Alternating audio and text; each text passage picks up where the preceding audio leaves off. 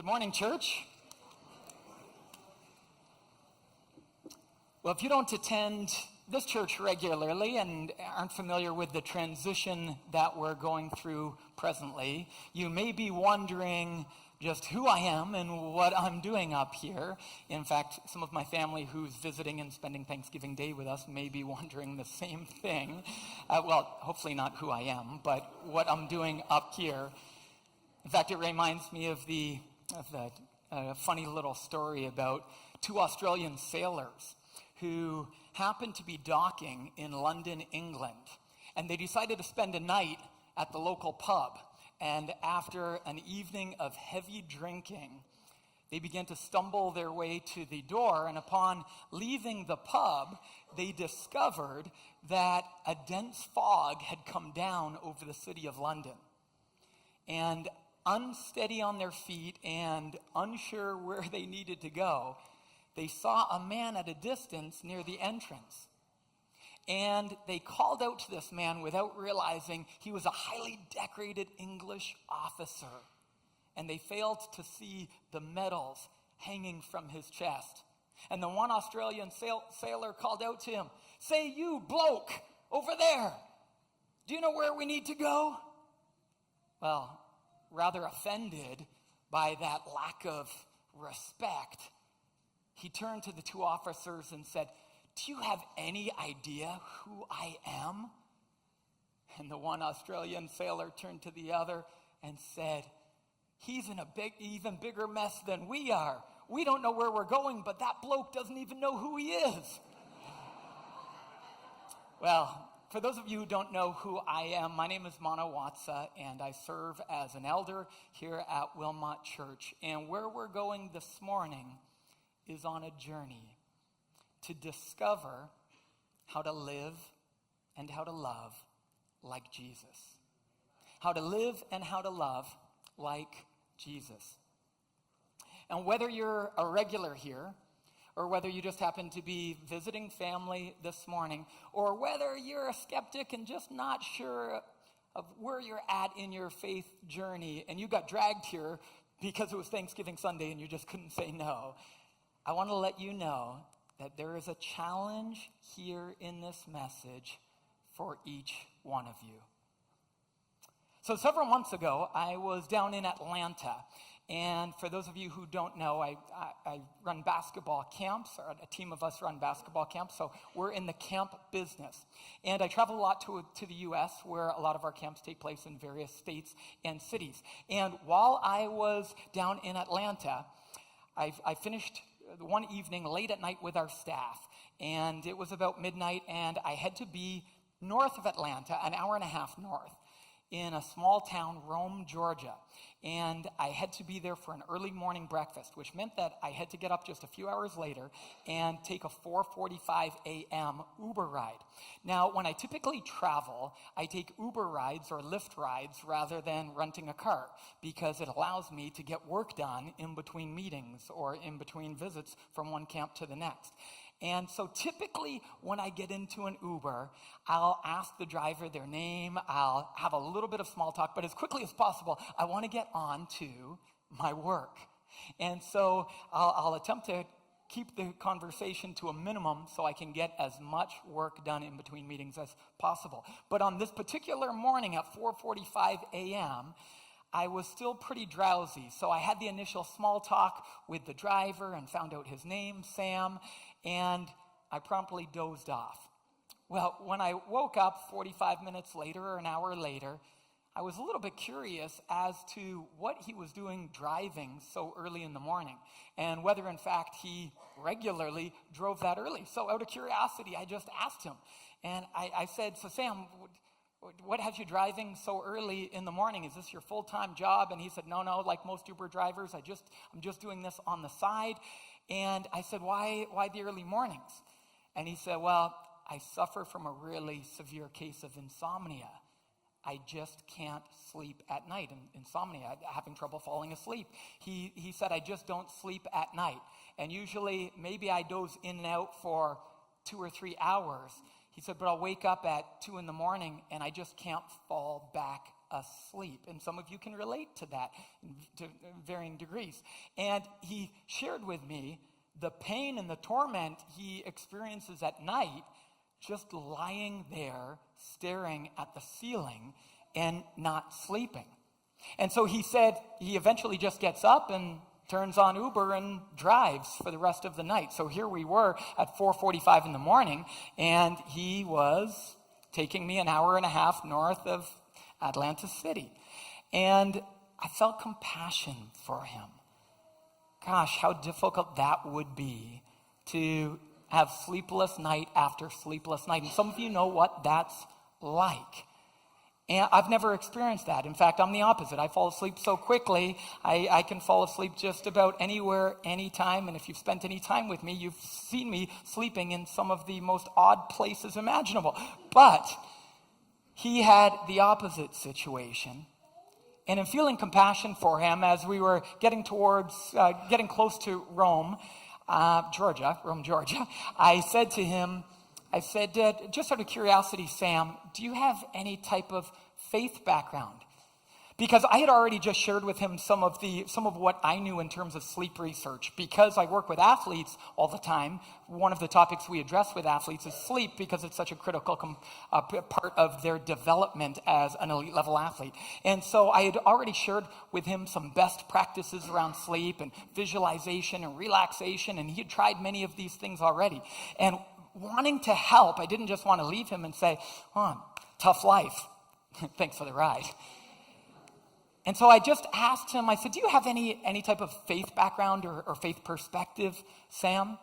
And he said, no, I don't, not really anything whatsoever. And I said, well, I believe in the power of prayer. And for those of you who are here with me last week, I shared briefly when I came to the front about the power of prayer. And I said, Sam, I believe that prayer changes things. I believe that prayer changes things. And if you'd be willing, I'd love to pray for you, before we arrive. And he said, if it can help, I'll take anything. And so I just asked him, have you ever had anyone pray for you before? Just wanted to see kind of what I was getting into. And he said, no, never. And I said, well, here's how it'll kind of go down. It's basically the same as me having a conversation with you. The way I talk to God is the same as how I talk to others. And so we'll just have a conversation with God here. And he said, okay, sounds good. And I closed my eyes and I prayed for Sam in that car. And I said, amen, and I opened my eyes, and to his surprise, he was fast asleep, out like a light, head on the steering wheel. No, I'm just joking. Gosh, that would have made a great ending to the story. That's not what happened. In fact, I waited until the vehicle had come to a complete stop before I prayed for him. And I prayed for him, and I said amen, and he looked at me, and I could tell he was touched. And he said, thank you very much, and I encouraged him, and I went on my way. Now, I'm not saying all of that for you to say, oh, look at me, or how thoughtful, or how kind, or what a good Christian Mano is. Oh, I should really do that. The opposite. Because I spent the rest of that day thinking about how many times I've missed it. How many times I've gotten an Uber ride after Uber ride and just as quickly as possible gotten to my work. Why? Because I've focused in on what I needed to get done. I focused in on my world and my work and my needs and my desires and my challenges, and how so often I've missed seeing the needs, the challenges, and the desires of others. And maybe you can relate. Maybe at times you may have missed similar opportunities. And I think the reason we miss these opportunities is because we tend to go inward so easily. We tend to get wrapped up in our own lives. Just give me a head nod if you can relate to that. We get wrapped up in our own lives. We zoom in on ourselves. But you know what? This isn't uncommon, so don't feel badly. This is the common plight of man. This is the condition of mankind. In fact, the scriptures call it sin. Sin, the condition of our heart. Not sins as the act of committing this sin or another, but it's the very condition that exists for all of us as part of being a part of the human race. We have a proclivity towards, or a tendency towards, looking inward. We look inward. We zoom in. And we so often miss the opportunity to truly see others and to see their needs, challenges, and desires. So with that being said this morning,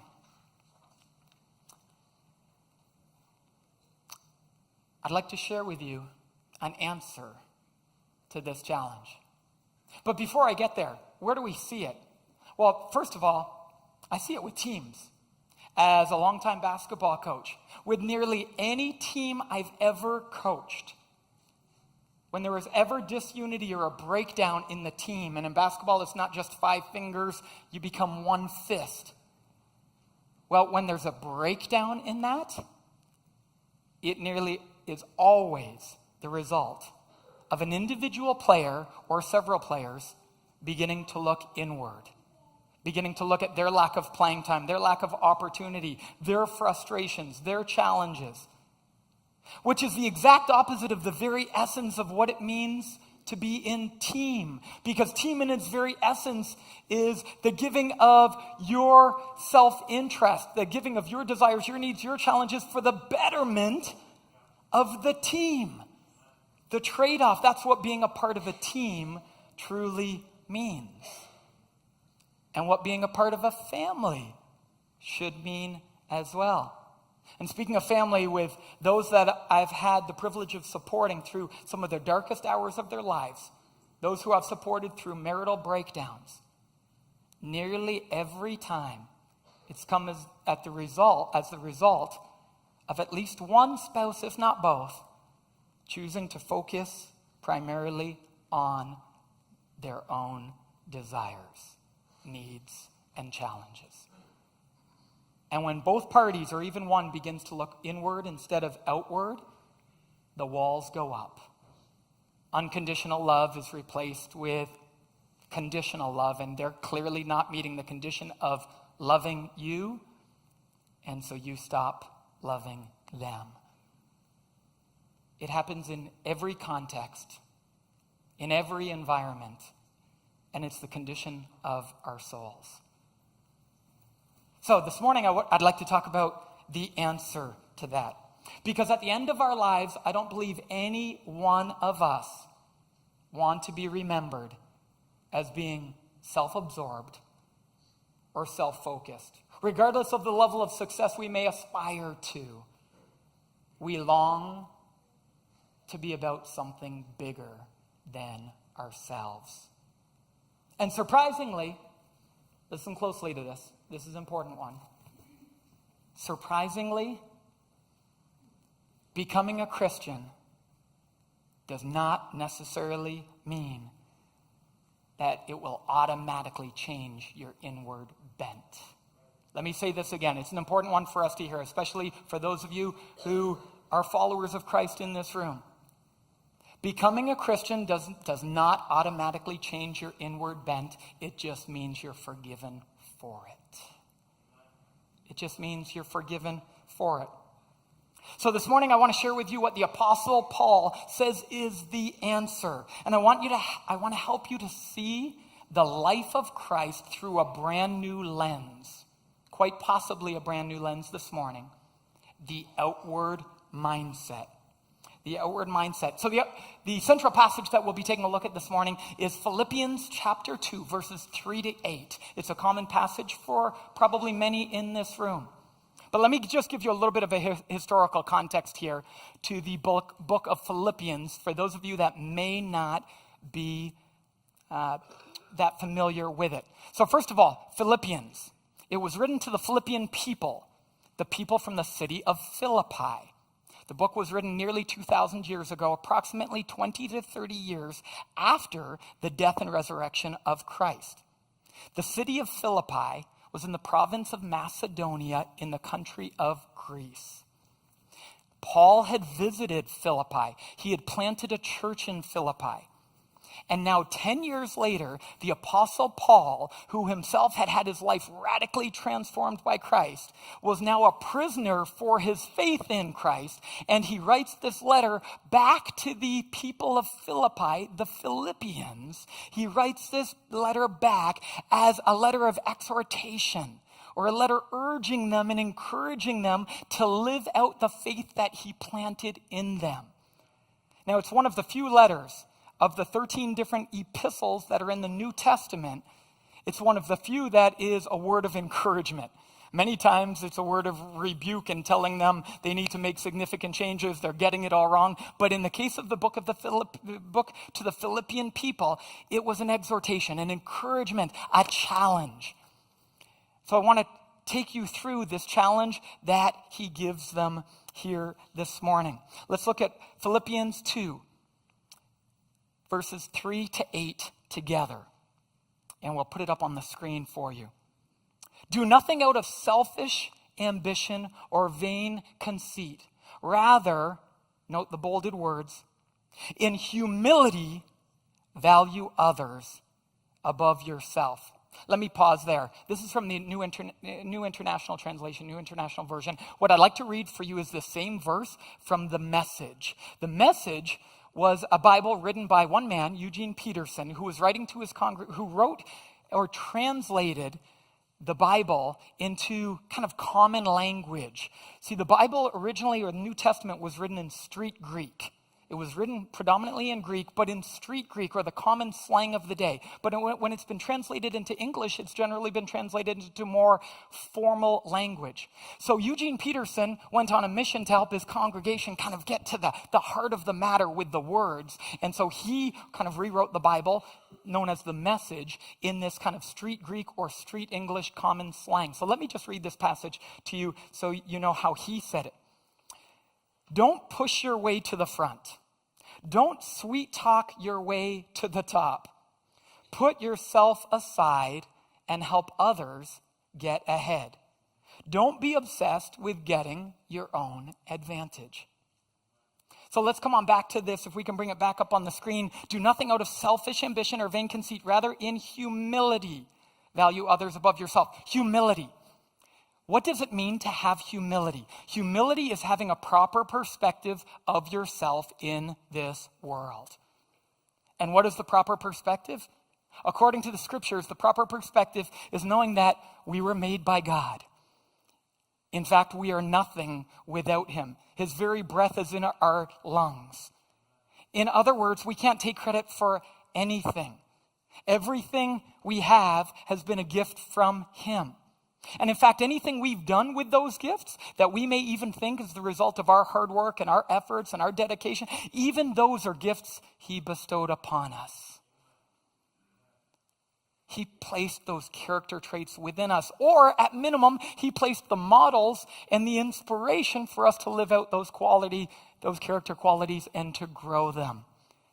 And so humility is knowing your place before God, that he is our creator and that we are nothing apart from him. And that gives us then a proper perspective on others, because then we recognize that others too are made in God's image. And we may have, in fact, as Warren Buffett has once said, we may have won the ovarian lottery in terms of where we have been born, being born in this country with the freedoms that we enjoy and all the blessings that we have and the opportunities that we have. And this period in time in which we live, all of these things were given to us. And that gives us a proper perspective towards God and towards each other. But there's something you need to note here. Value others. Let me just stop. Others. We can't fully understand what he is saying here because it's so commonplace in our society and our culture. But if you do a rewind to 2,000 years ago, everyone's value was based on their lot in life. And if you didn't have a persona in the Greek, which means your personhood, if you were not a Roman citizen, if you didn't have wealth, you weren't even considered a person. You had no dignity. You were a nothing. You were either a servant or a slave. This is so countercultural that we can't even understand the world and the context by which they thought of themselves and others. And so here in the different translations, in humility, value others. Another translation says, in humility, esteem others. Another translation says, consider others more worthy than yourself. Consider others. It's not that others are more worthy, but that we're called to consider others more worthy. In other words, if you think of someone that you would highly respect, that you would love to meet, that you would consider it an honor and a privilege to be in their presence even for a few moments, the Apostle Paul is saying, treat everyone the way you would treat that individual. Others. So that would have meant servants and slaves and those who had authority and those who had nothing. In fact, in the 2nd or 3rd century, one of the bishops had written a letter to the congregations that he oversaw, and he actually said this. He said, if a wealthy man comes into your church, do not stop the service to give him a place of prominence. But if a pauper comes into the church, stop the service and give him or her a place of prominence, even if it means giving up your own seat. This was so countercultural to how everyone lived. Those who had no value, those who were the paupers, those who were the peasants, those who were the servants and slaves, saw them as that. Unless they had a faith in God, they saw their life as being meaningless.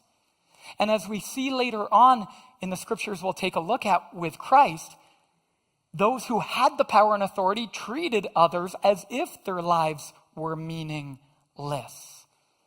Because everyone standing in society was based on what you were born into and what you were born with. That's why it was so audacious that Jesus would call Matthew a tax collector, a sinner, to be one of his followers. It was outrageous. Jesus with a woman at the well talking to a Samaritan, someone of another background and perspective, just didn't happen. And here we are now 20 to 30 years later, and the Apostle Paul is emphasizing Jesus' life message. Jesus breathed dignity into others, and the Apostle Paul is saying to do the same with humility, acknowledging that we're all on the same level. We're all on the same level. In humility, value others above yourselves. Consider others more worthy. Now notice he doesn't say consider yourself nothing, because he knows we're all made in God's image. And because we're all made in God's image, we all have tremendous value. So when we devalue ourselves and try and say we're nothing, what we actually are doing is going inward. So he doesn't say you're nothing, he just says value others even more so than you value ourselves. Let's go on to the next verse. Not looking to your own interests, but each of you to the interests of others. I highlighted the word interests here because the word interests in the original Greek was actually a filler word. In other words, you can replace it with a lot of other things. Do not focus on not looking to your own stuff, not looking to your own happiness, not looking to your own goals, not looking to your own desires, not looking to your own needs, not looking to your own challenges, not looking to your own stresses, not looking to your own financial affairs, not looking to your own dreams, but each of you to the happiness, each of you to the financial needs of, each of you to the needs, desires, and challenges of the others, Let's go on to the next verse. In your relationships with one another, have the same mindset as Christ Jesus.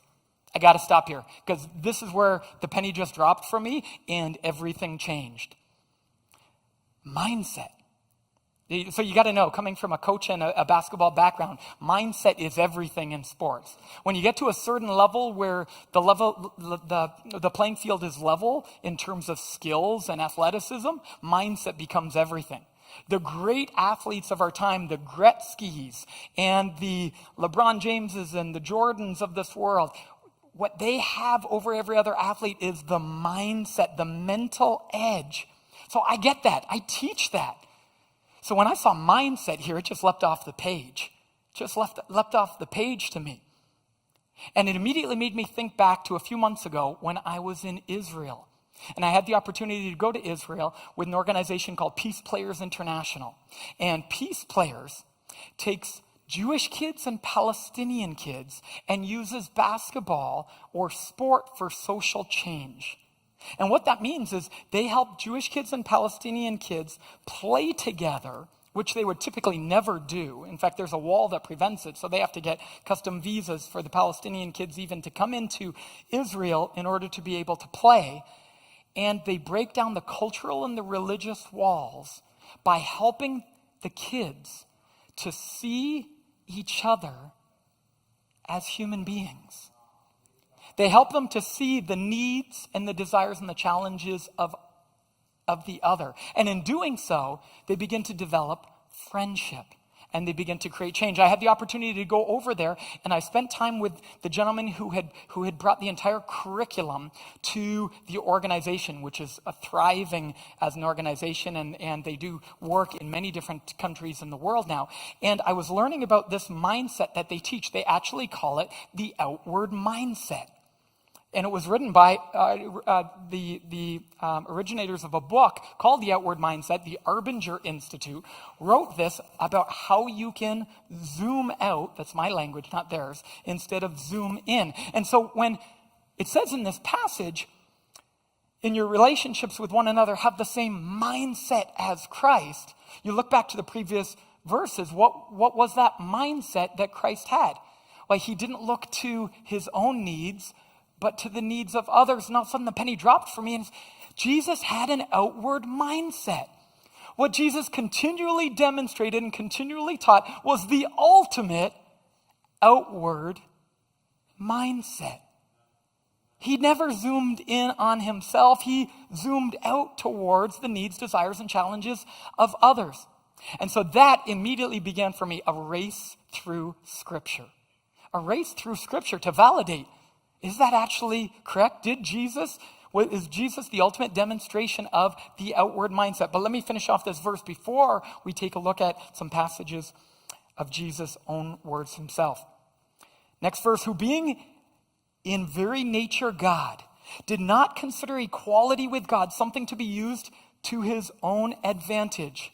Rather, he made himself nothing by taking the very nature of a servant, being made in human likeness. Let me read this one more time from Eugene Peterson's The Message. Just for those of you who are having trouble getting your minds around these words, because the first time I read it, I got down and, I got to read this a second or third time to kind of really grasp what is the Apostle Paul saying here. So here it is in The Message. Jesus had equal status with God, but did not think so much of himself that he had to cling to the advantages of that status no matter what. Not at all. When the time came, he set aside the privileges of being God and took on the status of a slave and became human.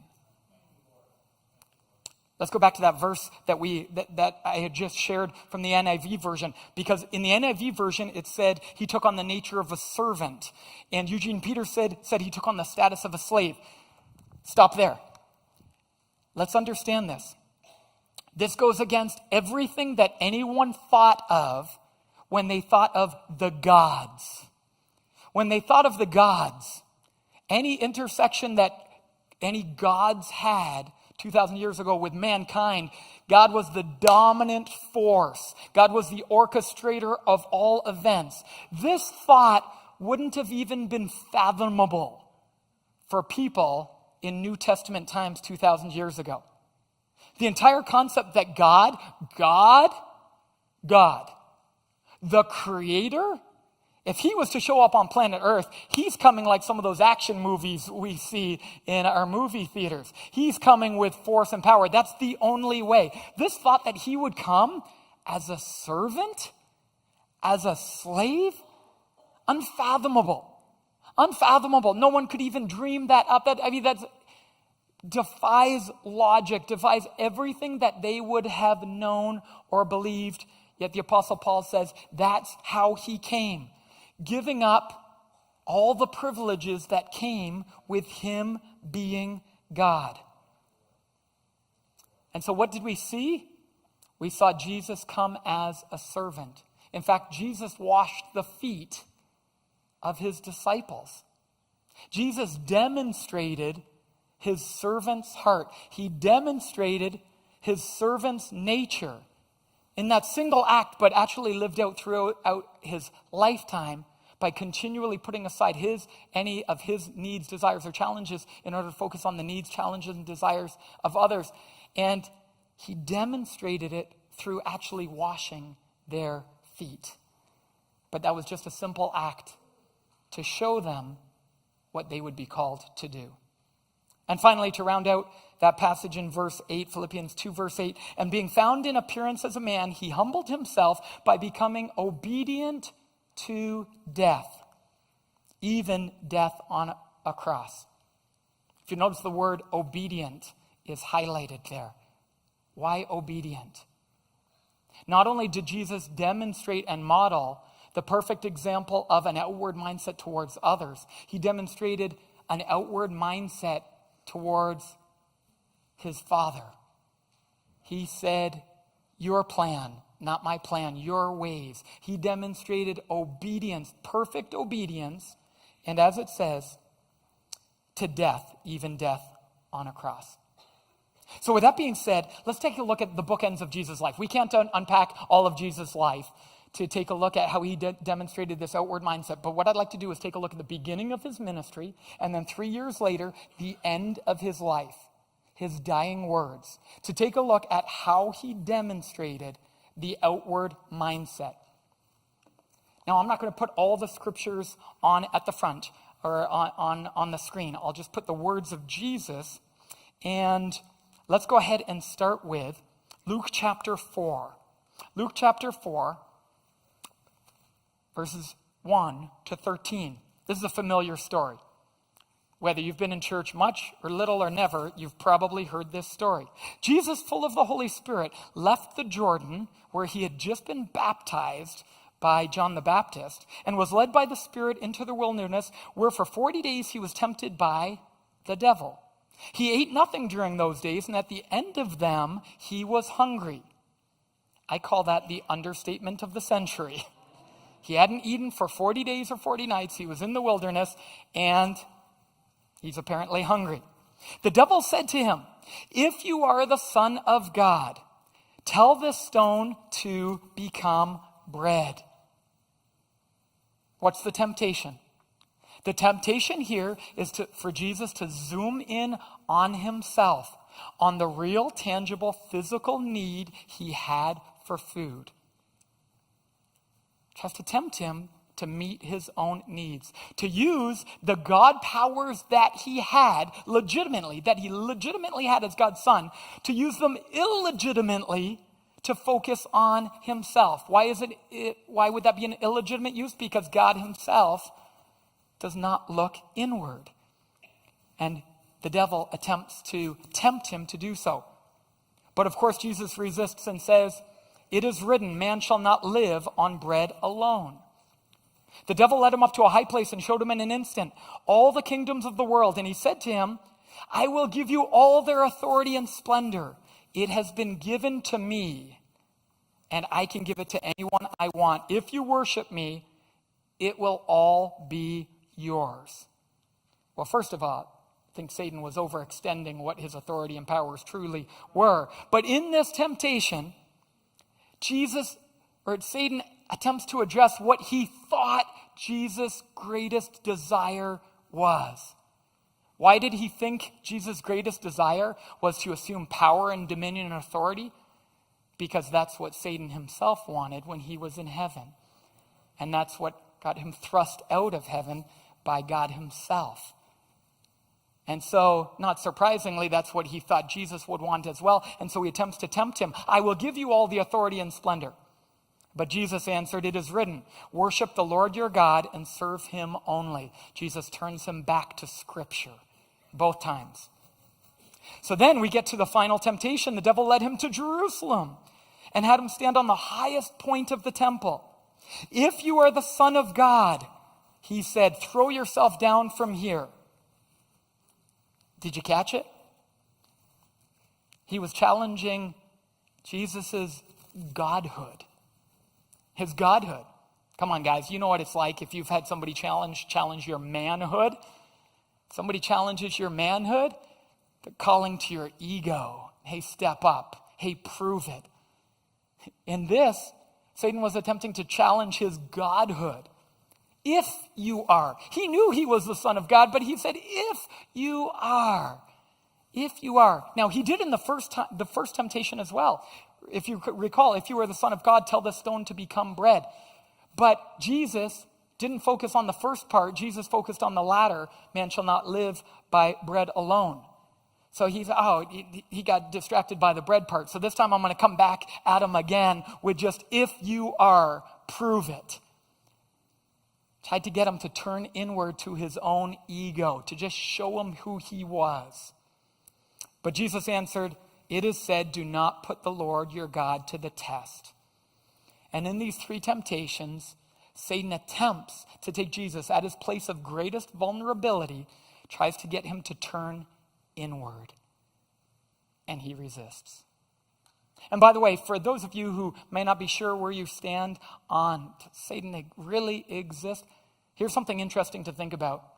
Isn't this interesting? Isn't it true that at our moments of greatest vulnerability or greatest weakness, that's when temptation tends to come? Is that just a coincidence? Now, there's one final verse. When the devil had finished all this tempting, he left him until an opportune time. What is this opportune time? You'll see shortly. Now let's shift to the end of Christ's life. So in doing so, I want you to know we're skipping over countless stories of Jesus living out an outward mindset and Jesus teaching an outward mindset. And I just found myself going page after page through Matthew, Mark, Luke, and John, reading the words of Christ. And I encourage you to do the same, to see how he lived out this outward mindset. So here we go. I'm going to fly through these. I want to take you very quickly through 5 short passages of how Jesus lived out this outward mindset. Luke chapter 22, verses 39 to 44. Jesus went out as usual. So first of all, context. This is the end of Jesus' life. He's in his final hours. He has taught, he has lived, he has loved. He has performed countless miracles. He's gone to Jerusalem and he knows he's going to die. For that's why he came to live. The disciples don't know this. The disciples think that Jesus has come to take the city by storm and to overthrow the Roman Empire and to bring God's dominion and God's kingdom there on earth. That's what they're anticipating. But Jesus knows that's not the case, and he tries to explain it to them several times over, and they just can't get it. They can't get it yet. But here's Jesus. He went out as usual to the Mount of Olives, and his disciples followed him. On reaching the place, he said to them, "Pray that you will not fall into temptation." And he withdrew about a stone's throw beyond them, knelt down and prayed. This is the closest I could find to Jesus going inward. I searched the scriptures. Did Jesus ever go inward? Did he ever zoom in on himself? This is the closest. Here it is. "Father, if you are willing, take this cup from me." See, he was fully God, but he was fully man as well. And he knew what was about to come. And in fact, in that very moment, he was experiencing hematidrosis. Hematidrosis is where you actually sweat blood due to such high levels of stress and anxiety. It's where the blood vessels that feed the sweat glands actually rupture and burst and cause you to sweat blood. Now, for the most of the past 2,000 years, no one even knew this was possible. And in fact, it was only in 2004 that it was recognized as a condition because it's so rare. In fact, only a few dozen people in human history have even been diagnosed with this condition. But 2,000 years ago, it was written about. And Jesus sweat blood. That's the level of stress he was under. So why was he under this level of stress? Before I read the rest of his words, why was he under that level of stress and anxiety? One, he knew the physical death that he was about to experience. Secondly, we've all felt the pain when we've read a story or heard about a tragedy in the news. And in recent days, there have been many. And we can feel the pain of somebody else's suffering. But what Jesus was about to experience was the suffering of the world, the weight of sin of mankind, past, present, and future. He was about to take it all on to his shoulders. Everything that had been done and would be done, he was about to own that and feel that. The emotional, the spiritual strain that he would have experienced, none of us can even imagine. Yet, even in that moment, he doesn't make a demand of God. He purely asks his Father, Father, if you are willing, take this cup from me. Here it is. Yet not my will, but yours be done. Even in his desire, he surrenders it fully over to the Lord for his plan and maintains an outward mindset, zoomed out to obey even unto death. Let's go on to the next passage. A few verses later in Luke chapter 22, verse 47. While he was still speaking, a crowd came up to him, and the man who was called Judas. So for those of you who aren't familiar with the story, Judas, one of the 12 disciples who had been with Jesus for 3 years, is about to backstab him. The greatest betrayal in human history is about to take place. And he approaches him with a kiss, probably to let the soldiers know, hey, this is the guy, because it was dark and maybe the soldiers hadn't met him before, so they needed to know who's the guy, because Jesus was there with his disciples. And he gives him a kiss. But Jesus asked him, Judas, are you betraying the Son of Man? How he related to himself, or affectionately called himself. Are you betraying the Son of Man with a kiss? When Jesus' followers saw what was going to happen, they said, Lord, should we strike with our swords? And one of them struck the servant of the high priest, cutting off his ear. Who was that one? Peter. Peter was that overzealous guy who was always ready to just jump into things without thinking twice. And even though they asked the question, hey, should we take action? Peter didn't wait for the response. And I do have one question with this passage. I don't know if you've thought about this. I've thought about this many times. He cut off the man's ear? Obviously, Peter was a fisherman, so quite evidently he wasn't very competent with a sword. But I'm trying to picture how that even happens. I mean, he cut off his ear, not he cut off his arm, not he cut off his head, he cut off his ear. Like, I'm trying to picture how you do that with force and quickly and only get the man's ear. And then picturing, like, did the man's ear literally fall off, or was it just dangling? These are the thoughts that I have as I read Scripture. These are the thoughts that I have. And listen to the final verse, though. But Jesus answered, no more of this. And he touched the man's ear and healed him. Backdrop. Judas was in the process of betraying the Son of God, the greatest betrayal in human history. How do we feel when we're betrayed? Bitter, angry, resentful. Jesus, in the midst of that moment, still took a soldier who was about to be one of the people who were going to beat him and thrash his body to a pulp. And knowing that, he still had compassion and healed his ear. One of the very soldiers that was about to beat him. And he healed him. Amazing. Let's go on a few verses later. Luke chapter 23. Verses 32, 2 other men, both criminals, were also led out with him to be executed. When they came to the place called the Skull, they crucified him there, along with the criminals, one on his right, the other on his left. Jesus said to the masses, remember, he's now hanging on the cross, dying one of the most painful deaths imaginable, excruciating pain. Father, forgive them, for they do not know what they're doing. And they divided up his clothes by casting lots. The people stood watching, and the rulers even sneered at him. They said, he saved others. Let him save himself if he is God's Messiah, the chosen one. Did you catch that? Had you missed that previously? The devil tempted Satan. Rewind. The devil tempted Jesus at the beginning of his ministry. If you are the Son of God. And the very end of that passage, he said he would return at a more opportune time. Listen closely to this. They said he saved others. Let him save himself if he is God's Messiah. It seems that the devil was working through others. The soldiers also came up and mocked him. They offered him wine and vinegar and said, if you are the king of the Jews, save yourself. Testing his godhood again, there was a written notice above him which read, this is the king of the Jews. One of the criminals who hung there even hurled insults at him too. Aren't you the Messiah? Save yourself and us. There was a chorus of naysayers. There was a chorus of those who were saying, if you really are, then prove it. Here's what I wish. This is my secret desire. I know Jesus had to die. He had to die for humanity, for the sins of the world, to forgive us. But couldn't he have just come down off the cross just for about 30 seconds? Or just floated in the air and just pointed down like some of our modern day action movies and just annihilated a few of those guys? And then just gone back onto the cross and said, it is finished. I mean, that would have been beautiful.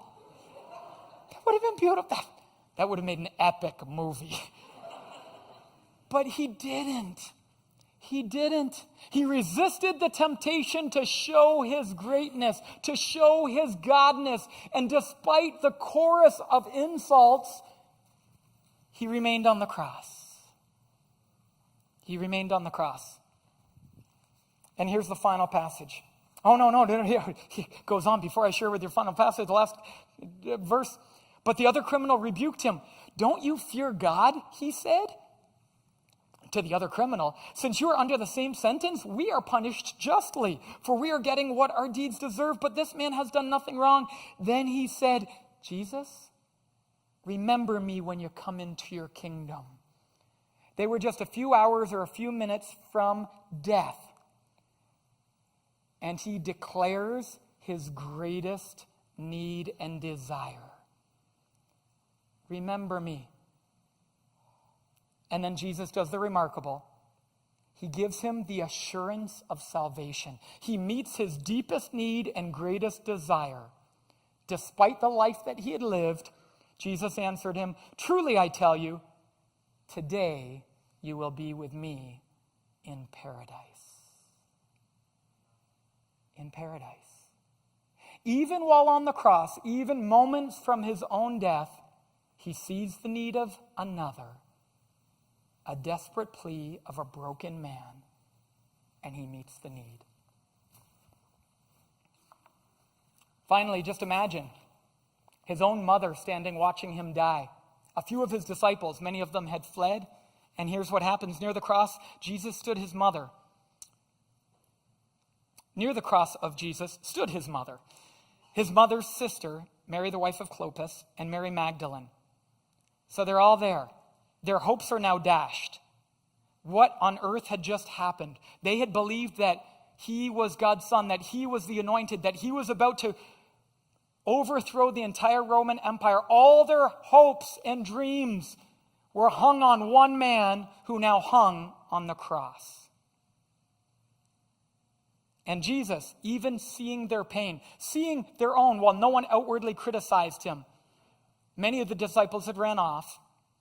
His own family were now in mourning, but at the same time questioning, what have we just believed all our lives? For his mother, all her life with Jesus. Yet he doesn't go there. He stays outward.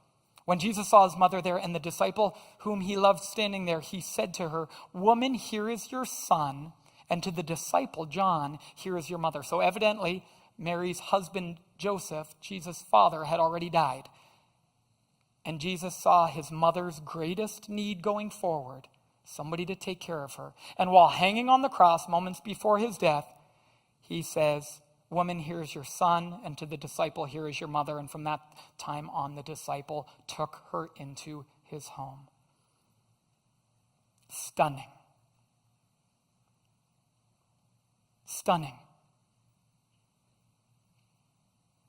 None of us can even fathom what it would be like to experience anything similar to what Jesus experienced, and yet he zoomed out and kept his entire focus on zooming out to obey his Father and zooming out to see and meet the needs of others. Absolutely remarkable. Now, that's all good and well, but why should any of us consider zooming out and living with more of an outward mindset in our own lives? Well, here's why. Even if you're not a follower of Christ, your life will be more rewarding and fulfilling if you zoom out. If you concentrate your efforts on meeting the needs and challenges and desires of others, your relationships will be better. And even if not than any of you in here would be, but even if you were just a selfish bloke, people will just like you more. People would like you more because we all like those who help to meet our own needs. That's our inward bent and inward nature. But for those of you who are followers of Christ, why live with an outward mindset? Because we're called to. Because Jesus asks us to. Jesus calls us to be the hands and feet of Christ in a broken, hurting, and lost world. And in addition to that, because it's our privilege. Out of thanksgiving for all that he has done for us, we in turn do unto others. So what stops us from going inward? Where do we tend to go inward most? I'll keep this brief. 3 ways that I tend to go inward most. Tell me if you can relate to any of these 3. Here's where I get it wrong so often. Number 1, comparing ourselves to others. We either get impressed by others or intimidated by others, continually trying to compare ourselves to others, impress others. Gosh, I have to wrestle with my deepest desire to even have you be impressed by the message that I would share with you this morning. That inward bent runs deep in each one of us. But then we compare ourselves to others. I've heard it said, comparison is the thief of all joy. Resist the temptation to compare. Number 2, where we tend to go inward, hearing criticism from others. Hearing criticism from others. We get defensive. Well, maybe you don't. I get defensive. Hearing criticism from others. And I go inward. But, no, that's not the case. Get defensive. Especially with those closest to us who see our faults the most easily. Easy. They see it. You know what I mean. And finally, number 3, when our rights are violated. When our rights are violated. What type of rights? Well, our rights are those things that we think we're entitled to. When we fall away from humility and we think that we are deserving when we're not. Our right to good health. We get stripped of our health and we blame God because we thought we had a right to our health. Our right to be respected, and when somebody disrespects us, we'll let them know. Our right to be loved. When our spouse or a family member or a child or somebody else, a coworker, a friend fails to love us the way we see fit, well, we go inward. Our right to justice when somebody has wronged us. Jesus extended grace. Our right to our life working out the way we envisioned it would.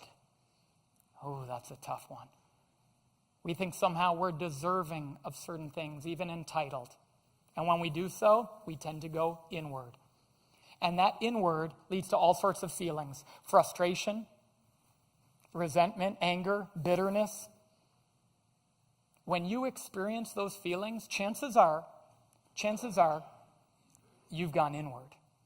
So the next time you're feeling those feelings, do a gut check and ask yourself, what has taken me there?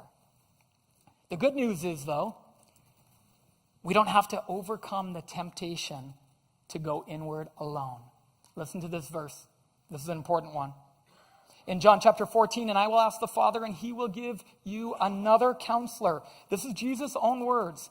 I will ask the Father, and he will give you another counselor to help you and be with you forever, the Spirit of truth. The world cannot accept him because it neither sees him nor knows him. But you know him, for he lives with you and will be in you. In other words, Jesus was telling the disciples before he left them, before he died, he said, don't be dismayed.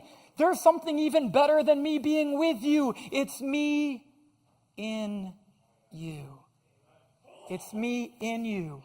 My Spirit will live in you and will give you the power to change.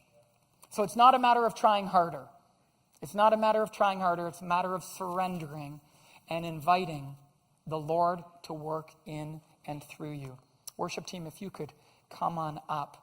I've got 3 really quick action steps for you, and they're simple ones. Are you ready for them? Give me a head nod if you're ready for these action steps. Super simple. Number 1, next step, confess. Confess the times you've blown it, the times you've gone inward, and the times you haven't even known you've blown it and gone inward because it's just been the condition of your soul. Confess. Number 2, commit. Commit to zooming out. Resist the temptation to go inward. Start with those closest to you. Find out what those closest to you, what their needs, challenges, and desires are. You might want to start with the book, The 5 Love Languages by Gary Chapman, to find out what their love languages are so that you can figure out how to meet their needs. And finally, number 3, simple, take action. Take action.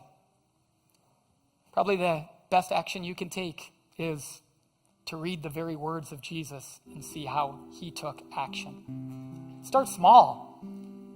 At PGC in our company, with our summer staff, we call it the 10-foot rule. The 10-foot rule is when you're within 10 feet of someone, acknowledge them. Smile. Say hello with an uptone and a cheery voice. Make eye contact. Do that with your families at home. Do that with those of you who are at schools. Do that in your schools. Do that in your places of work. Start small. Acknowledge others. Then show an interest and a curiosity in others. Because in order to meet their needs, you have to see what their needs are. And the only way to truly see someone is to ask and to find out or to observe closely. So take action. Spend time with Jesus through his words, through prayer, and watch how the outward mindset grows in you each day. Before we close, I'd like to just give you 20 or 30 seconds. This 20 or 30 seconds is just going to be your time. Your time in the quietness of your own heart to confess or to commit or to consider how you will take action as you go from here. Take that 20 or 30 seconds right now.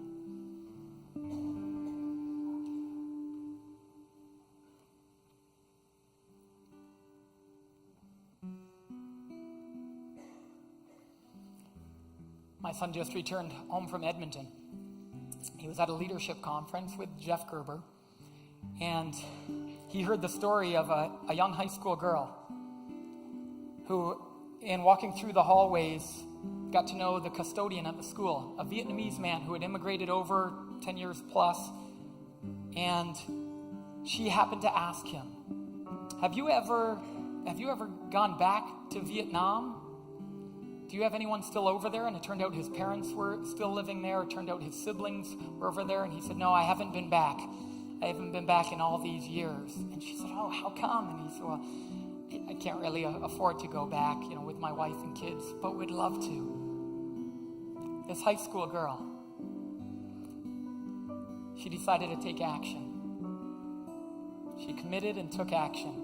She went around to other students and found out if their parents had travel points, flight points, and ran around to the school and teachers and collected enough points to be able to cover not one flight, but 4 flights for him, his wife, and his 2 kids. And then she went around and took a collection and asked other students to give to cover all his spending money, to cover all the other costs for his trip. And then they had a school-wide assembly. And this Vietnamese man and his wife came. And unbeknownst to them, they were called forward. And they were presented with 4 flights and spending money to go back to Vietnam to see his parents and his siblings and his family. And he wept. What